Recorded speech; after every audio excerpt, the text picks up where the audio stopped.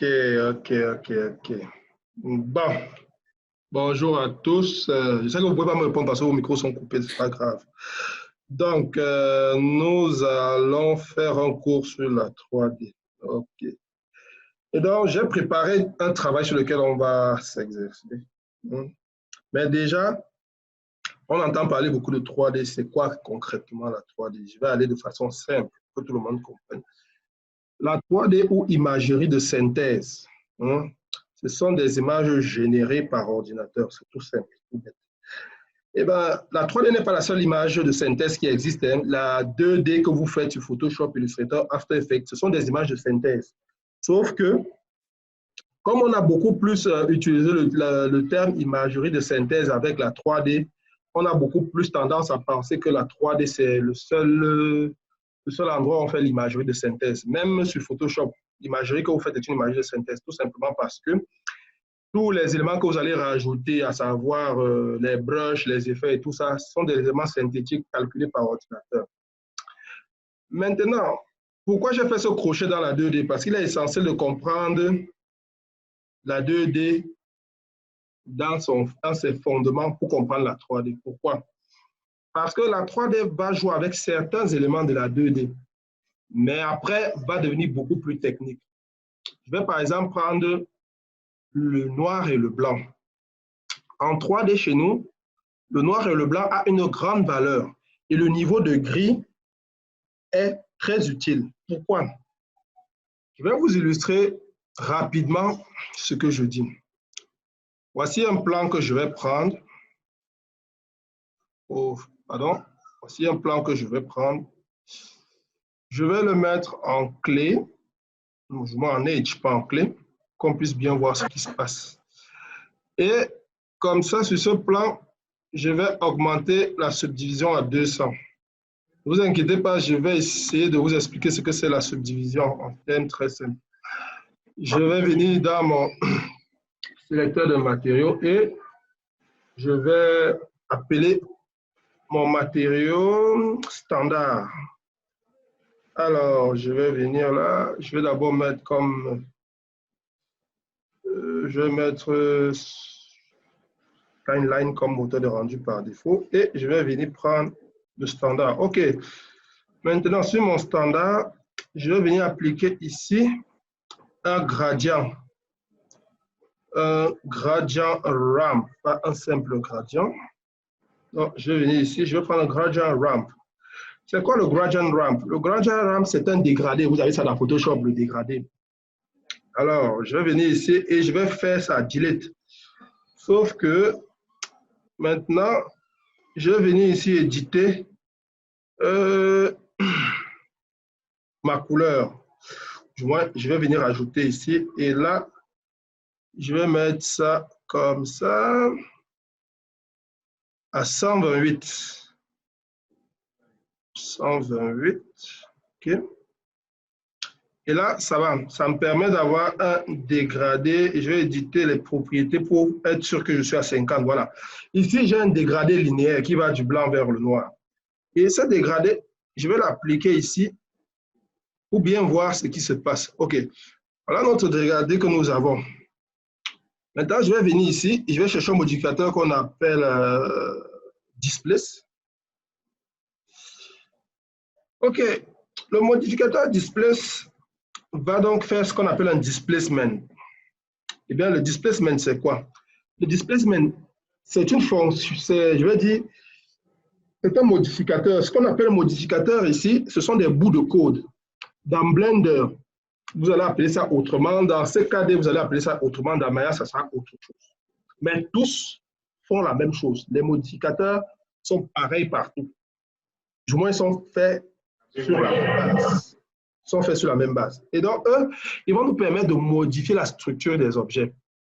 Ils vont nous permettre de pouvoir gérer un certain nombre de choses. Le displace que j'ai choisi, par exemple, va nous permettre de gérer les valeurs de push, c'est-à-dire de pousser. C'est-à-dire, si vous voulez pousser un objet vers le haut, vers le bas, ainsi de suite.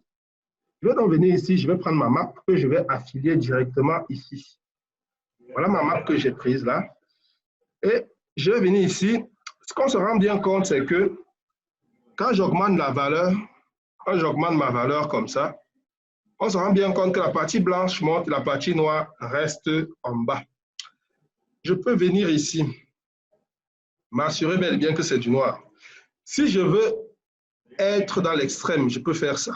Et quand je fais ça, voilà ce qui se passe. On constate directement que ça s'est cassé là. Si je fais ça, on se rend compte encore. Voyez, donc, avec ça, par exemple, je peux animer un objet en contrôlant ces valeurs-ci. Vous voyez, je peux animer un objet en contrôlant ces valeurs. Maintenant, à quoi ça va bien pouvoir nous servir?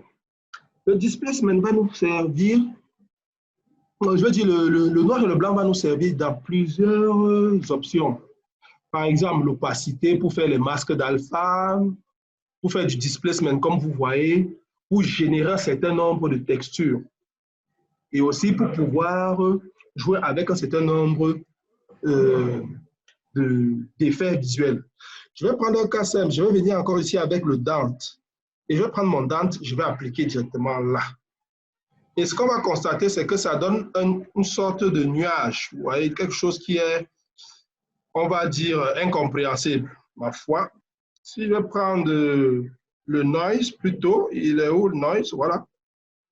On va se rendre compte que le noise, lui, quant à lui, il fait une sorte de bruit. Mais ce bruit-là, je peux, si je viens baisser ici, augmenter la densité de mon bruit.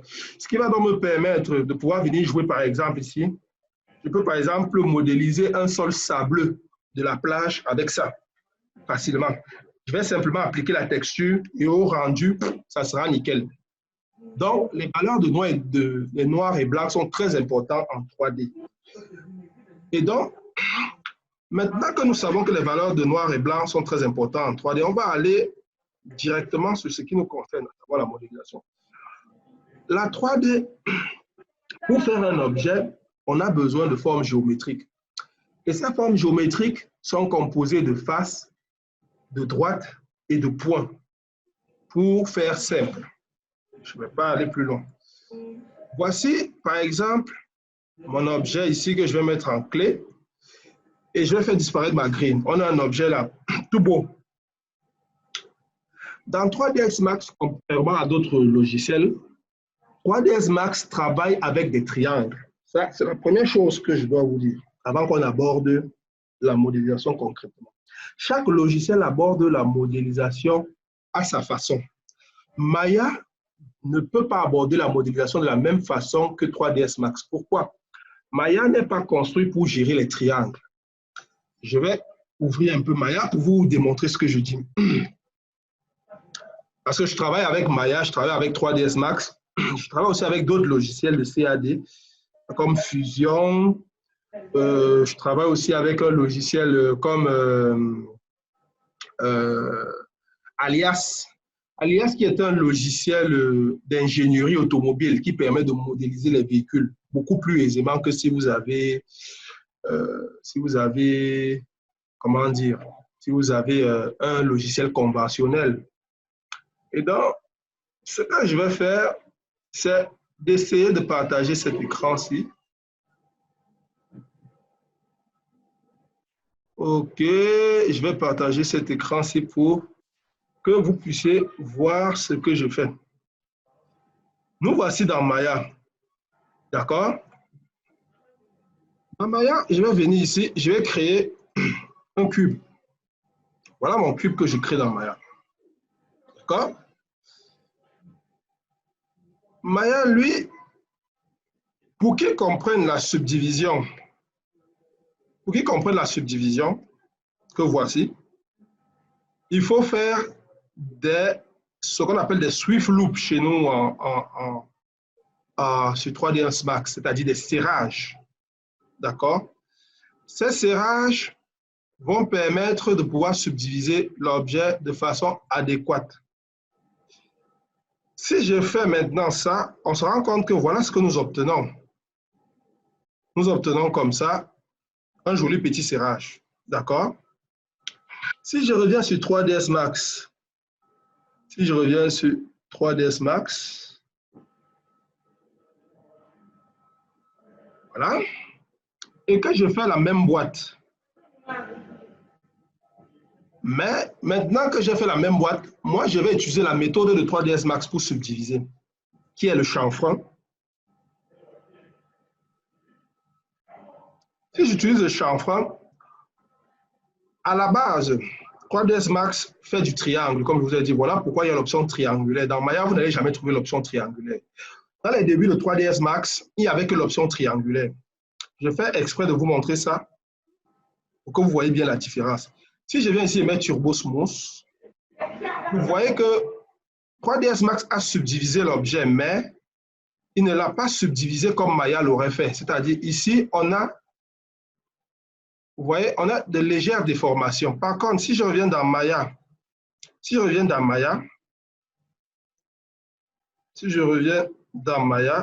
on se rend compte qu'ici, la subdivision est nette. Elle est plutôt nette, c'est-à-dire on a des droites, on a vraiment des choses droites ici, là.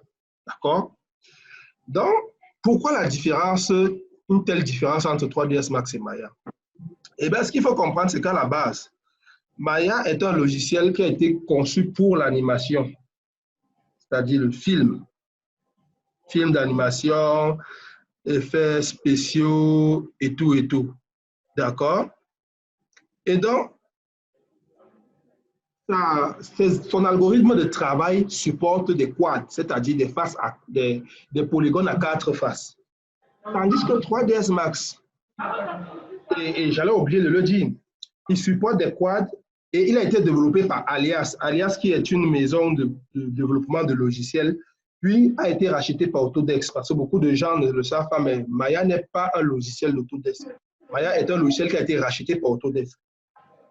Donc 3ds Max, lui, il supporte les triangles. Pourquoi? Parce qu'à la base, il a été créé pour faire ce qu'on appelle du real-time rendering, c'est-à-dire quoi? Du rendu 3D en temps réel. Or, pour faire du rendu 3D en temps réel, on va utiliser ce qu'on appelle la triangulation des faces. Et même quand vous faites le rendu 3D standard, que ce soit sur 3ds Max, que ce soit sur Maya, Blender, C4D, le logiciel va d'abord trianguler les faces avant de pouvoir vous sortir l'image. C'est une étape nécessaire. Cette étape est nécessaire pour la simple raison que pour pouvoir gérer le rebond de lumière, le logiciel a besoin des triangles. Pour pouvoir faire glisser la lumière sur les surfaces, le logiciel aura besoin des triangles. Mais maintenant, d'autres éditeurs de logiciels ont caché cette fonctionnalité, jugeant que l'utilisateur n'a pas besoin de savoir ça. Mais c'est une grave erreur. Pourquoi? Parce que le technicien 3D doit connaître ce qui se passe en arrière-plan pour pouvoir optimiser son travail au premier plan. Alors, moi, je vais venir ici. Dans 3ds Max, si je viens ici, je convertis ça en polygone éditable, on va se rendre compte qu'ici, 4 edges. Voilà ça qui est. On me dit que j'ai 4 edges, mais en réalité, je n'ai pas que 4 edges, j'en ai 5. Pourquoi je dis que j'ai 5 edges? Si je viens ici, je vais chercher une option ici, Edit Triangulation. On voit un trait qui ressort au milieu. Ce trait n'est pas visible tant que je n'active pas ceci. Pour quelle raison? Pour la simple raison que, avec le temps, les développeurs de 3ds Max ont jugé nécessaire que l'utilisateur n'ait pas besoin de voir ça, n'ait pas besoin d'utiliser ça. Mais ils ont quand même conservé cette option-là pour que ceux qui maîtrisent la 3D théorique et la 3D en profondeur puissent utiliser cet outil pour mieux retravailler la topologie et la façon dont la lumière se comporte sur les objets. Alors, en réalité, quand vous avez une surface à 4 côtés, en réalité, ce qui se passe, c'est quoi? Ce qui se passe, c'est que votre objet 3D a 2 triangles. Il n'a pas qu'un seul triangle, c'est 2 triangles en fait qui forment un quad. Et donc, pour que la chose soit beaucoup plus compréhensible par l'utilisateur, on a donc éliminé cette méthode qui consiste à avoir les 2 triangles. Mais si quelqu'un utilise 3ds Max et qu'il est très observateur, il va se rendre compte que quand il convertit son objet, convert to editable mesh, on a toujours l'édition en triangle qui reste inclus à l'intérieur de 3ds Max. La preuve est que je peux venir extruder ici mon triangle. Ce qui n'est pas du tout faisable dans Maya. Vous ne pouvez pas lui demander uniquement de générer des triangles et puis de venir les éditer. Il ne le fera jamais. Pour la simple raison qu'il n'a pas été construit pour faire ça. Mais 3ds Max, lui, sa force, sa puissance réside dans le fait que lui, il est capable d'utiliser les NURBS, les triangles et les quads. Ce qui fait de ce logiciel un logiciel passe-partout qui s'adapte dans n'importe quelle situation et n'importe quel domaine. Raison pour laquelle Autodesk n'a pas jugé bon de le développer pendant longtemps.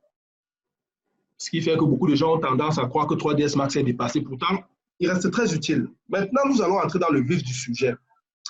Nous allons donc venir, mais avant d'entrer dans le vif du sujet, Zoom m'a fait remarquer qu'il nous reste 10 minutes de connexion.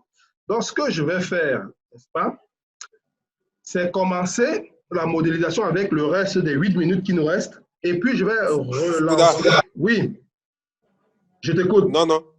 Il faut faire la mise à niveau. Quand ils vont te demander de faire une mise, il faut cliquer dessus. OK, il n'y a pas de souci. OK. Donc, je vais donc faire la mise à niveau là tout à l'heure. Donc, ce qui va se passer maintenant, c'est qu'on va entrer dans le vif du sujet.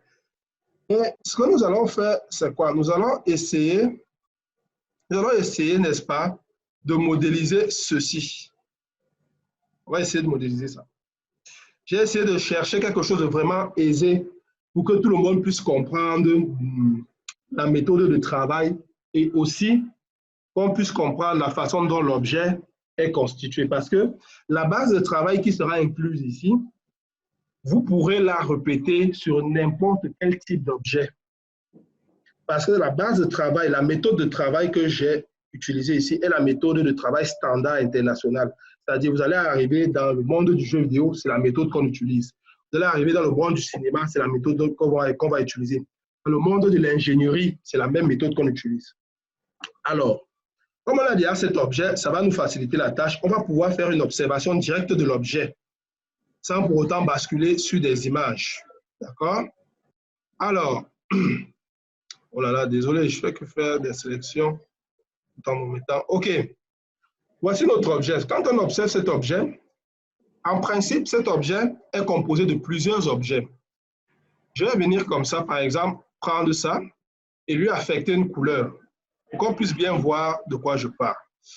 Je vais venir ici, Arnold AOV, non, surface standard.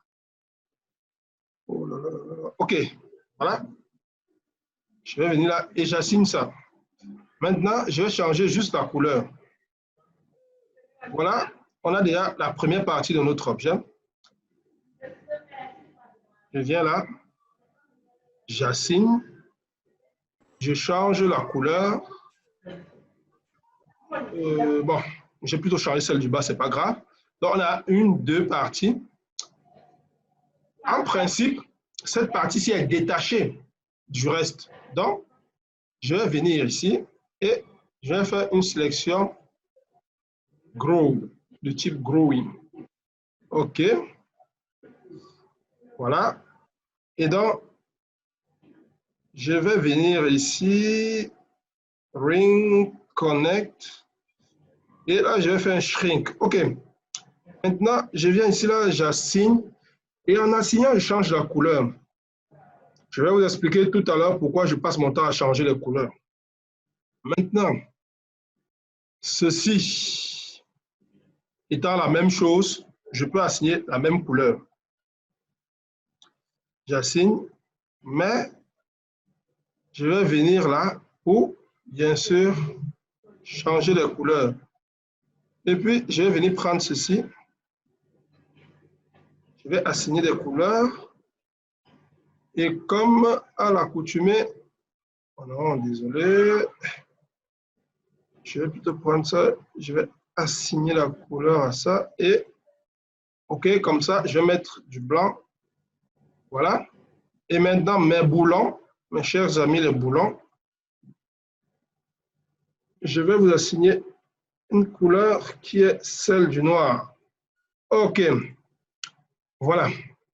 On va donc se rendre compte que j'ai ici 1, 2, 3, 4, 5 et 6 couleurs. Donc, si je reviens ici, on va avoir 1, 2, 3, 4, 5, 6. OK.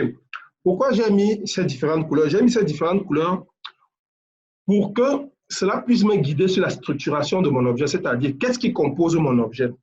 On va voir que dans la vie réelle, les objets ne sont pas faits d'un tenant. Les objets sont composés, c'est-à-dire une table est composée de plusieurs parties, un véhicule est composé de plusieurs parties, un bâtiment même est composé de plusieurs parties, un poteau électrique composé de plusieurs parties, le corps humain même est composé de plusieurs parties, sauf que ces parties sont liées par les tendons. Parce que votre bras, votre avant-bras, votre épaule, vos doigts, votre tête, votre colonne vertébrale, tout ce qui est dans votre corps est lié par des tendons. Si on enlève ces tendons, les os qui sont à l'intérieur vont se disperser. Et donc, il est très important de comprendre ça.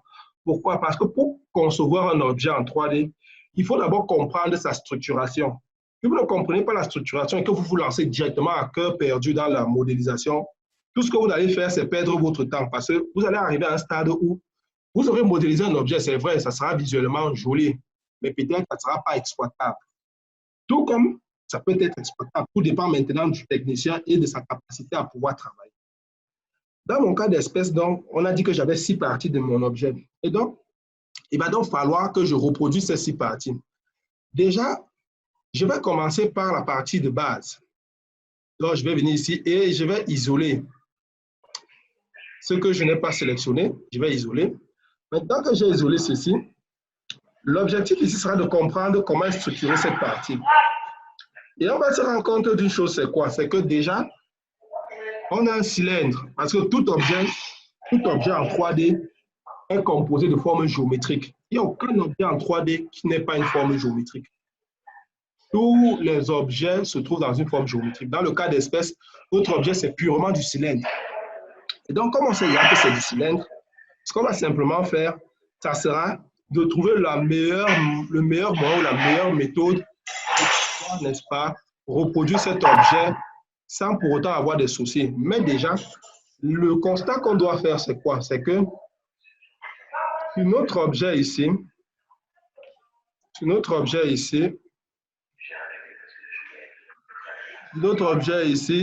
on a, n'est-ce pas, on a des renflements qui sont à l'intérieur, du moins, on a des sortes de creusements ici, là.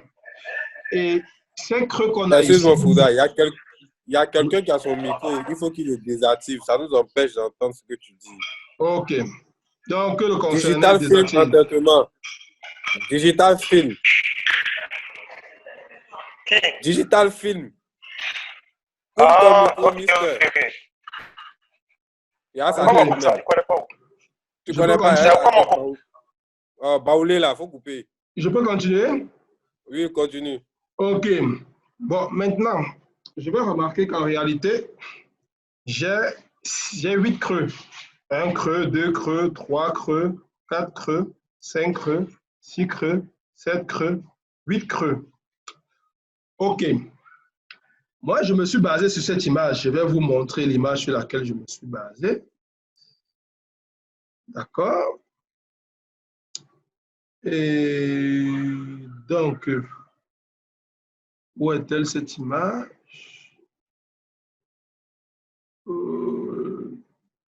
Ok. Ok, je me suis basé sur cette image. Ce qu'il faut bien comprendre, c'est quoi? C'est que pour pouvoir analyser un objet à partir d'une image, il faut être très astucieux. Dans mon cas d'espèce, comment j'ai su